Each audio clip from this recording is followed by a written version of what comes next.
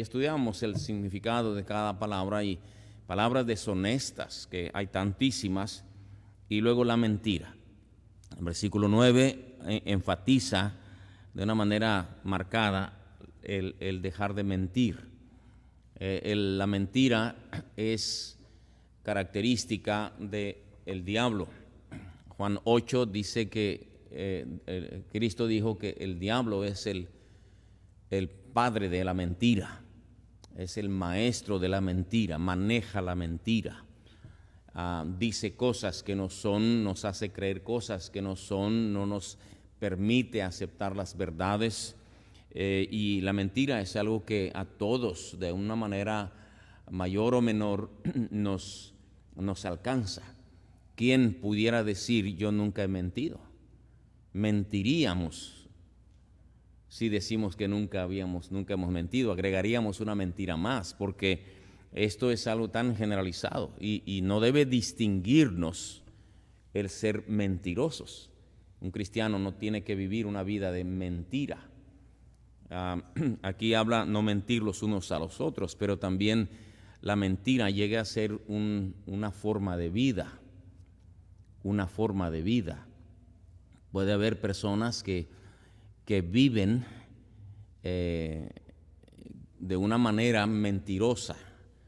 La esposa que tienen no es su esposa. Engañan, por decir una cosa. Mienten diciendo que tienen un hijo y tienen 3 para poder pagar la renta o poder rentar ese cuarto. Mentiras respecto de tantas cosas. Es tan fácil mentir. El cristiano no debe distinguirse por eso. Es una vestidura que produce rechazo. Pronto el mentiroso se va a dar a conocer. Pronto va a salir a luz la verdad. Y comparábamos con la vestidura de un indigente. No lo queremos cerca. Huele mal, causa desconfianza, causa rechazo, repulsión. Y eso es lo que está diciendo aquí, que debemos dejar ira, enojo, malicia, blasfemia, palabras deshonestas de nuestra boca y dejar la mentira. Y luego en el versículo 9, hermanos, para entrar a lo que nos toca hoy, dice despojados o habiéndoos despojado del viejo hombre con sus hechos. ¿Qué significa despojarnos del viejo hombre? ¿A qué se refiere? Hay diferentes interpretaciones a esta frase, despojado del viejo hombre. Y hay varias maneras de entenderlo o de mal entenderlo. Lo que hay que saber, hermanos, es que el viejo hombre no se refiere a la naturaleza humana, porque cuando nos convertimos a Cristo, no dejamos de existir en un cuerpo de carne. No nos despojamos de este cuerpo de carne. Pablo dijo, ¿quién me librará de este cuerpo de muerte? Entonces, si entendemos eso, despojados del viejo hombre, se refiere a la manera antigua de vivir.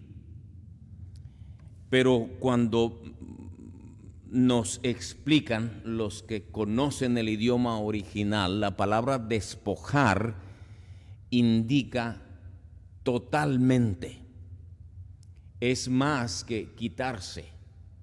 Es completamente despojado. Que no quede nada de la antigua manera de vivir. Y es en esa lucha en la que los cristianos tenemos que aprender que debemos vivir. Muchas veces se quedan añadiduras, se han quedado algunas añadiduras, algunas cosas pegadas en nuestra vida que no hemos querido dejar o no nos hemos percatado que todavía traemos encima. No nos damos cuenta que esa manera de reaccionar de enojo, veíamos lo que quiere decir enojo, como cuando uno le lanza un cerillo encendido a un montón de paja seca, rápido va a prender. No nos hemos dado cuenta que eso es de la antigua manera de vivir, y eso no debemos aceptarlo en nuestra vida. Vamos a ver ahorita lo que quiere decir revestido del nuevo. No es simplemente yo ya decido que no soy el iracundo, el mentiroso, el blasfemo, el boca sucia de antes, sino que tenemos que vestirnos de vestiduras nuevas y limpias. Pero cuando hablamos del viejo hombre, tenemos que entender que eso sucede antes, o eso se refiere a antes de que el Señor nos cambiara. La doctrina de la salvación que nos habla de ser personas nuevas se llama regeneración. Regenerados, es decir, hechos de nuevo. Pablo dijo en 2 Corintios 5:17, de modo que si alguno está en Cristo, nueva criatura es. Hemos sido transformados, regenerados. No fue cuando nos hicimos miembros de la iglesia, no fue cuando nos bautizamos. Eso sucedió y es la única y absolutamente única manera de ser regenerados cuando le entregamos a Cristo nuestra vida. A diferencia de cualquier otra religión, culto, iglesia, lo que se llame, usted va a una secta, se comienza a asistir allí, lo identifican, le enseñan, y ya mediante alguna cosa, quizá bautismo, lo que sea, ya es de esa religión. Pero en el caso del cristianismo, la regeneración no sucede cuando uno se bautiza, cuando empieza uno a cantar en el coro, empieza uno a aprender el idioma del cristianismo, sino únicamente cuando uno reconoce su pecado y le rinde al Señor Jesucristo su vida, su corazón, su alma, como querramos llamarle. Es ahí cuando se opera en un acto la regeneración. Se nos ha sido hechos participantes de la naturaleza divina. En ese momento, cuando uno recibe la salvación que Cristo le da, cuando uno le abre el corazón al Señor, es un acto. El Espíritu Santo lo sella, dice Efesios capítulo 3. El Espíritu Santo lo sella para decir: ya no eres propiedad del antiguo dueño, yo te compré. El Espíritu Santo viene a morar en el corazón, en el cuerpo del creyente. Pablo dijo que somos templo del Espíritu Santo. En ese acto de salvación ocurre la regeneración. Y lo que éramos antes de eso es a lo que se refiere el viejo hombre con sus hechos, sus costumbres, sus prácticas, su estilo de vida, su forma de ser. Eso tiene que ser parte del pasado. Hay algunas expresiones en la Biblia que nos hablan de cómo es una persona regenerada, para que usted se identifique. En Efesios 4:17 dice, 4:17 de Efesios, si quieren ir allí, vamos a ver 3 versículos o 4 de Efesios. Efesios 4:17 dice: esto pues digo y requiero en el Señor, que ya no andéis como los otros gentiles que andan en la vanidad de su mente. Una persona regenerada no anda en la vanidad de su mente, que se deja llevar por cosas ilusas, sin sentido, sin valor, sin esencia. Una persona regenerada nota la diferencia de las vanidades que el mundo ofrece. ¿Se acuerdan otra palabra que usaba Pablo y lo estudiábamos más de una vez? Los rudimentos del mundo, las migajas, las bagatelas que el mundo ofrece. El regenerado ya nota que esas cosas no tienen valor, no tienen sentido, no tienen sustento, no son reales, son falaces, son superficiales. El regenerado ya no anda en la vanidad de su mente. En Efesios 5:2, anda en amor, dice versículo 2 de Efesios 5, y andad en amor, como también Cristo nos amó y se entregó a sí mismo por nosotros, ofrenda y sacrificio de Dios en olor fragante. Somos personas capaces de perdonar, capaces de pasar por alto las ofensas. Ya no somos tan agresivos, ya no somos rencorosos, andamos en amor.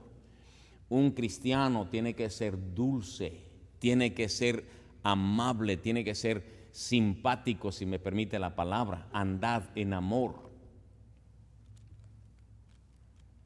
En el capítulo 5, versículo 8, porque en otro tiempo erais tinieblas, mas ahora sois luz en el Señor, andad como hijos de luz. No nos gusta la oscuridad, no nos gustan las tinieblas. Los cristianos no somos amantes de la noche, y con eso me refiero a que no nos gustan las cosas que se hacen en oculto. ¿Se han fijado ustedes que las cantinas, los bares, los antros no abren de día? Solamente de noche. ¿Por qué? Porque les gustan las tinieblas. Evidencian con ello que lo que están haciendo lo tienen que hacer a escondidas de la esposa, del esposo, de los padres. Hay traición, hay mentira, hay vicios, hay pudrición, hay hipocresía. Todo eso se desarrolla en el ámbito de las tinieblas. Los creyentes somos hijos de luz. Cuando la luz se enciende, las tinieblas huyen. En Cristo somos hijos de luz. Las tinieblas no soportan nuestra presencia. Las tinieblas no pueden penetrar la luz. También dice la Escritura en el capítulo 5, versículo 15, dice: mirad pues con diligencia cómo andéis, no como necios, sino como sabios. Esto entre tantas otras declaraciones que pudiéramos encontrar de cómo vive el hombre regenerado, la persona regenerada. Es bueno que con estas verdades que tiene la Escritura y que salen a la luz en un estudio como este, es bueno que uno se analice a sí mismo. ¿He sido regenerado? ¿Me deleito en las tinieblas? ¿Me deleito en el odio, en el rencor? ¿No he podido dejar ese viejo hombre con sus hechos? Por supuesto que somos pecadores, vamos a seguir viendo eso.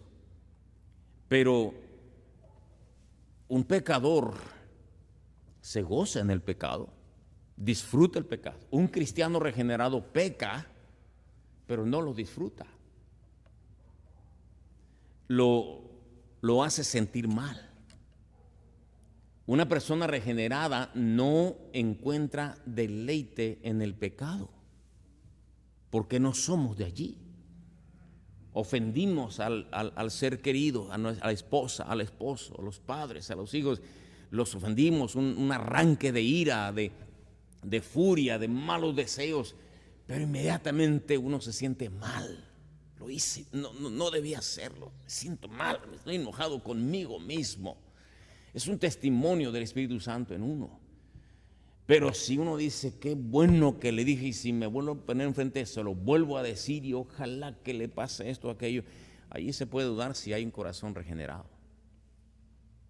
Despojaos del viejo hombre con sus hechos.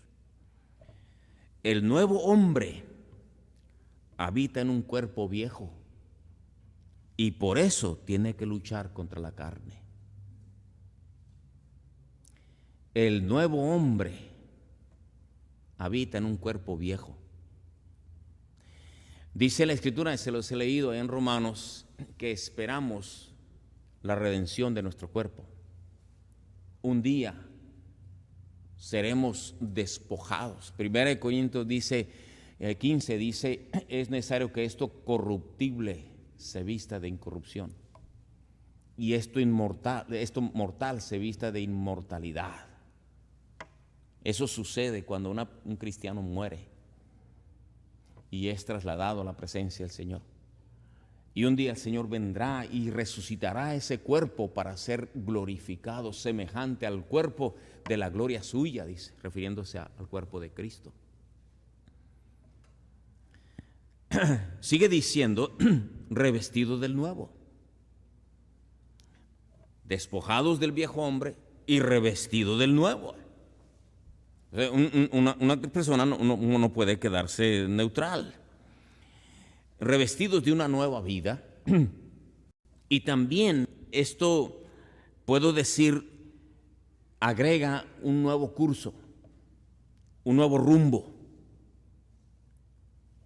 Las expectativas cambian. La esperanza es otra. Las ilusiones son otras. Porque hemos sido revestidos de una nueva vida, una nueva manera de vivir, un nuevo estilo. En Romanos capítulo 6 y versículo 6, dijo el apóstol Pablo, escribiéndole a los romanos, Romanos capítulo 6, versículo 6, sabiendo esto, que nuestro viejo hombre fue crucificado juntamente con él, para que el cuerpo del pecado sea destruido, a fin de que no sirvamos más al pecado. Es decir, uno se siente incómodo de no poder frenarnos en un momento dado. Tenemos que ser revestidos. Dice en Efesios 4:22, hermanos, dice en Efesios 4:22, en cuanto a la pasada manera de vivir, despojaos del viejo hombre, dice, que está viciado conforme a los deseos engañosos. Viciado, se entiende perfectamente la palabra. Viciado. Nuestro viejo hombre está viciado. Nuestras costumbres de todo tipo, pecaminosas, tendenciosas. ¿Qué lucha tan grande enfrentamos todos?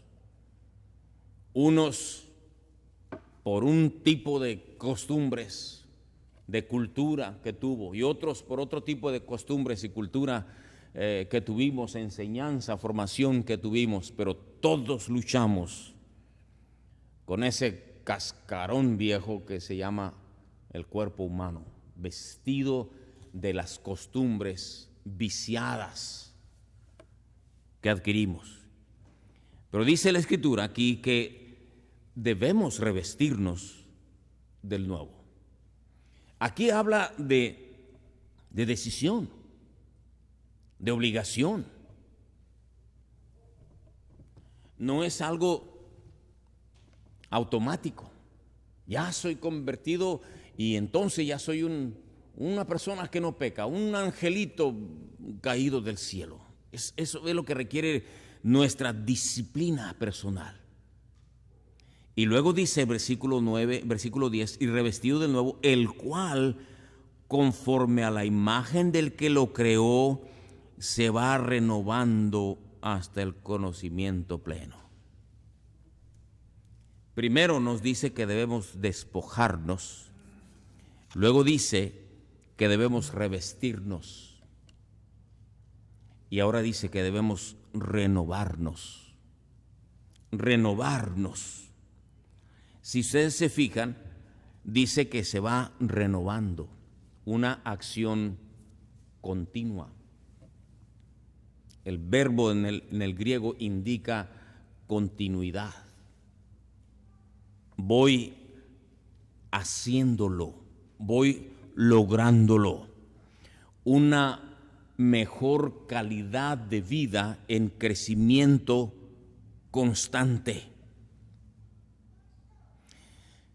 Ningún hermano, hermana, joven, adulto, debiéramos estar conformes con el crecimiento espiritual que hemos tenido hasta ahora.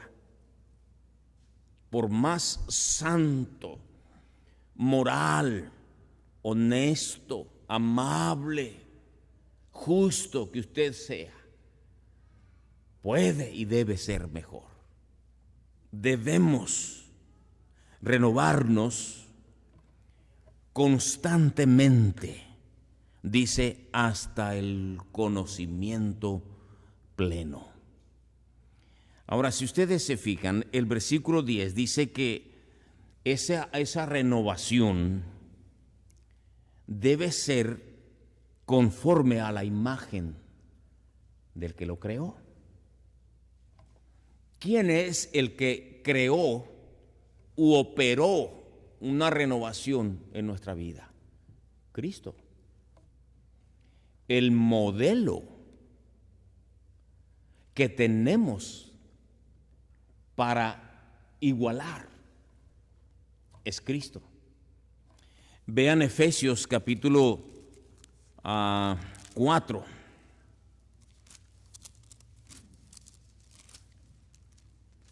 Efesios capítulo 4.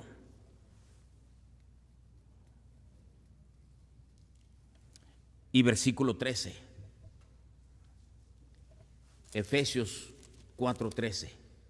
Dice: hasta que todos lleguemos a la unidad de la fe y del conocimiento del Hijo de Dios, a un varón perfecto, a la medida de la estatura de la plenitud de Cristo. En Romanos capítulo 8, versículo 9. Romanos capítulo 8 y versículo 29. Porque a los que antes conoció también los predestinó para que fuesen hechos conformes a la imagen de su Hijo, para que Él sea el primogénito entre muchos hermanos. Hermano, es muy importante que usted y yo tomemos como ejemplo de vida al Señor Jesucristo. Muchas personas son inspiración a nosotros. Hay personas, gracias a Dios, que son de veras un ejemplo a seguir. Pero ¿sabe qué? Tarde o temprano vamos a hallar alguna falla. Tarde o temprano nos vamos a decepcionar. Porque no hay uno solo que no peque. El error más grande que un cristiano puede cometer es inspirarse en una persona, poner sus ojos en una persona humana. Ni el pastor, ni el cristiano más viejo de la iglesia, ni el maestro, ni el hermano o la hermana más amable, gracias a Dios por ellos, pero no deben ser el modelo de vida de nosotros. Es Cristo. Cristo. Si usted quiere ser como esa persona a la que usted le inspira, usted tendría que meterse a su vida. Y encontraría que detrás de la puerta de su casa es diferente a como está en público. Encontraría muchas cosas. Tendría que meterse a los libros que lee, a las cosas con las que se divierte, cómo reacciona cuando está enojada esa persona, y en algún recoveco va a encontrar defectos. Y usted va a decir, yo no creí que fuera así. Pero para ser como Cristo, usted necesita meterse, y yo también, y vamos a encontrar que nunca nos va a decepcionar. porque Él jamás pecó. Cristo dijo: ¿quién de vosotros me redarguye de pecado? No hubo engaño en su boca. Por eso, hermanos, es que el creyente tiene que meterse a conocer la vida de Cristo. ¿Se ha fijado usted que en el Nuevo Testamento, de los 27 libros del Nuevo Testamento, de la vida de Cristo hay 4? Mateo, Marcos, Lucas y Juan. Porque el cristiano tiene que conocer a Cristo. Él nos dio ese nombre. Entonces tenemos que conocer a Cristo. Por eso yo insistía en principio de año que lea su Biblia, pero que leamos los evangelios para conocer a Cristo. ¿Cómo es Él? ¿Cómo reacciona? ¿Qué hizo? ¿Cómo respondió? Porque dice en la Biblia que no pecó. Si se enojó, ¿cuándo se enojó? ¿Por qué se enojó? ¿Y cómo es que no pecó? ¿Qué hizo cuando encontró las mesas de los cambistas dentro del templo y gente que agarraba atajo ahí para llevar sus herramientas a su trabajo y atravesaban por el templo? Y eso el Señor lo indignó, mostrando un tremendo celo santo. ¿Qué hizo el Señor cuando le trajeron una mujer sorprendida de adulterio? ¿Qué hizo el Señor cuando le trajeron a un paralítico? ¿Qué hizo el Señor cuando aquel centurión le dijo: no soy digno que entre bajo mi techo, di la palabra y mi siervo sanará? ¿Qué hizo el Señor Jesús? ¿Qué hizo Jesús? ¿Cómo reaccionó el Señor? Dice Pedro que cuando lo maldecían no respondía con maldición. Cuando padecía no amenazaba. Pablo dijo: os ruego por la mansedumbre y ternura de Cristo. El Señor Jesucristo dijo en Mateo 11: aprended de mí, que soy manso y humilde de corazón. ¿Cómo es Él? ¿Qué piensa Él? ¿Cómo es? ¿Qué le agrada? ¿Qué le desagrada? Tenemos que ser como Cristo. Renovados conforme a la imagen del que lo creó, se va renovando hasta el conocimiento pleno. El conocimiento pleno se refiere a un conocimiento creciente, más. Nunca vamos a llegar a la estatura del varón perfecto. Nunca vamos a llegar al conocimiento pleno, pero esa debe ser nuestra meta. Renovados hasta el conocimiento pleno. Cada vez más inmersos en el conocimiento del Señor. Uno o dos miércoles más vamos a ver cómo el Señor nos invita a que la palabra de Cristo more en abundancia en nosotros. La fuente del pleno conocimiento es la palabra de Dios. Dice 2 Timoteo 3:16: toda la escritura es inspirada por Dios y útil para enseñar, para corregir, para redarguir, para instruir en justicia, a fin de que el hombre de Dios sea perfecto, pleno, enteramente preparado para toda buena obra. Y el versículo 11 dice: donde no hay griego ni judío, circuncisión ni incircuncisión, bárbaro ni escita, siervo ni libre, sino que Cristo es el todo y en todos. Voy a terminar con este versículo rápidamente, donde se ve la magnificencia, la superioridad del cristianismo en comparación con el judaísmo, con las filosofías griegas, con los pensadores filosóficos de aquellos tiempos, con toda otra clase de manera de vivir. Aquí el apóstol Pablo, inspirado por el Espíritu Santo, dice que en Cristo Jesús, conforme vamos creciendo en el conocimiento pleno, no hay diferencia alguna entre judíos y griegos. Judíos y griegos en los tiempos de Cristo, o judíos y gentiles. A los gentiles se les llama griegos a veces porque era la mayoría de los habitantes de de aquellas regiones que no eran judíos, judío o griego, gentil o griego, no se veían entre sí. Eran recíprocamente odiosos, se odiaban. Un judío no le compraba sus productos a un gentil para que no tuviera algún provecho de mi parte. El gentil no le compraba nada a un judío. Si por desgracia tenían que pasar por el territorio antagónico, un judío en territorio de gentil, terminaban de cruzar allá, volteaban, sacudían sus ropas como señal de no quiero nada. Se maldecían el uno al otro, judíos y griegos. Aun cuando el cristianismo llegó y empezaron a convertirse gentiles, ¿se acuerdan en el libro de los Hechos cómo a los judíos les costó aceptar, no querían aceptar que los gentiles fueran parte de la iglesia? En Cristo no hay judíos ni griegos, no hay división, circuncisión ni incircuncisión, es decir, judíos y gentiles, la práctica que marcaba el judaísmo. Bárbaro ni escita, siervo ni libre, esclavos o libres. Bárbaro ni escita.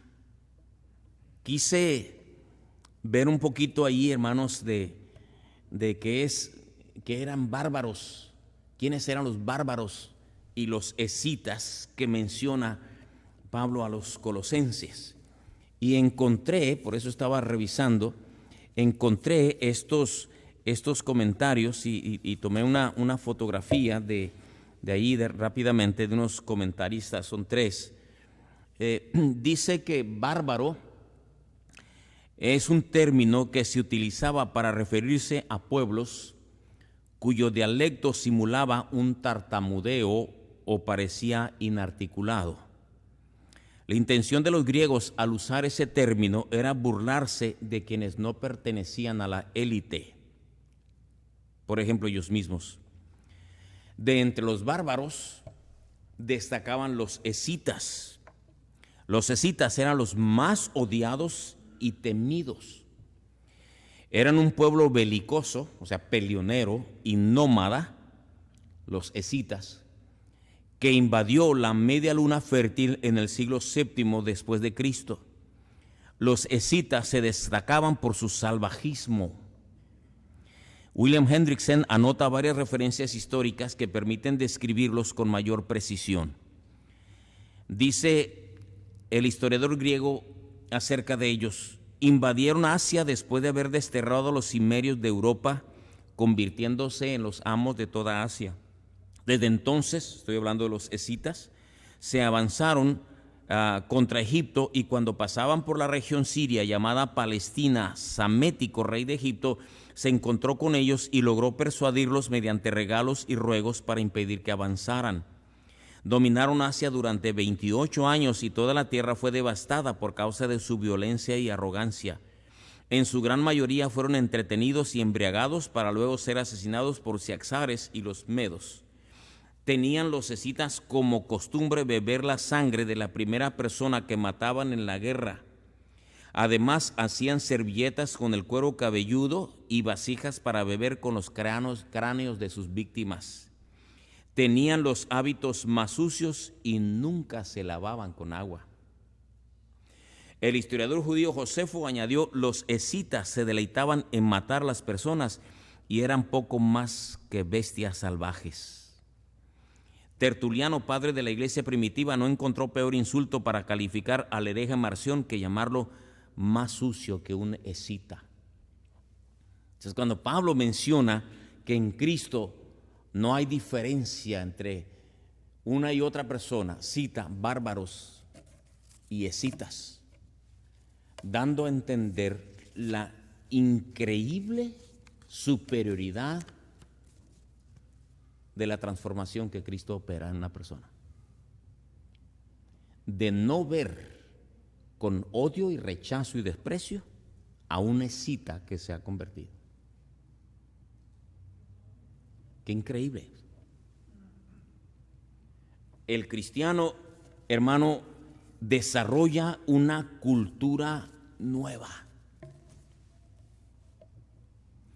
El escita tenía que ir dejando sus odios y sus costumbres si se convertía a Cristo. Algunos lo dejaban de inmediato, otros no. Los bárbaros, algunos cambiaban de inmediato, otros no. Pero Pablo dice, en Cristo no hay diferencia. Qué increíble, hermanos, es que entre nosotros como cristianos, gracias a Dios que entre nosotros no hay unas diferencias culturales tan abismales en nuestra región, en nuestro país. Quizá unos hermanos muy educados que tienen cultura elevada, carreras avanzadas, doctorados, licenciaturas, maestrías, gente muy culta, gente muy fina, ¿verdad? Y habemos otros que pues somos muy incultos, otros no saben leer ni escribir, pero entre nosotros no hay diferencia. Ningún cristiano debe sentirse superior al otro porque aquel no sabe leer, escribir o porque sus ropas no son tan delicadas como las que el otro usa. ¿Se han fijado ustedes que aún a las personas más educadas, es más, hay quienes ustedes no saben que son licenciados? Usted no sabe que hay un hermano o dos que están estudiando doctorados aquí en la iglesia. Sergio Guerra está estudiando doctorado para educación. Mano Palmer está estudiando doctorado para administración o negocios. David, mi hijo, está estudiando doctorado para predicación expositiva. Gente muy culta. Pero es el hermano Palmer, es el hermano Sergio. El doctor, le decimos doctor al doctor Ibarra, al doctor Ordóñez, pero porque pues queremos que nos atienda, ¿verdad? Este es el doctor, pero Adrián Robbins, una persona muy culta, muy educada, especialista en no sé cuántas cosas, él es Adrián. Con todo respeto, mi hermano amado no sabe leer y escribir, pero no hay diferencia entre nosotros. Así debe ser un cristiano. No jactarnos de los logros que en su misericordia el Señor nos ha dado, porque en Cristo somos uno en Él. Y esta es una indicación de la superioridad del cristianismo. No tenemos nada de qué enorgullecernos. Por la gracia de Dios somos lo que somos y tenemos lo que tenemos. Que Dios nos ayude, hermanos, para ser cada vez mejores y avanzar en el conocimiento pleno. Puestos de pie, vamos a terminar con una palabra de oración y nos vamos a despedir.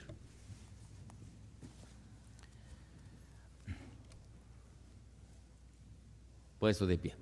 Gracias, Señor, por traernos a la iglesia. Ayúdanos a pensar en lo que aprendemos, a ponerlo por obra, a meditarlo y hacerlo parte de nuestra vida, de nuestra manera de vivir. Mis hermanos que están allá en casa viendo esto, que puedan absorberlo, Señor, puedan también los que estamos aquí, cambiar, crecer en el conocimiento pleno, revestidos del nuevo hombre y despojados del viejo hombre con sus hechos. Ayúdanos a crecer, a ser más semejantes a Cristo, conocerte mejor, ansiar ser mejores. Ayúdanos, Señor, y despídenos con tu bendición y llévanos con tu protección a todos a casa y bendice el ensayo del coro enseguida. En el nombre del Señor Jesucristo lo pedimos todo. Amén. Señor les bendiga, hermano.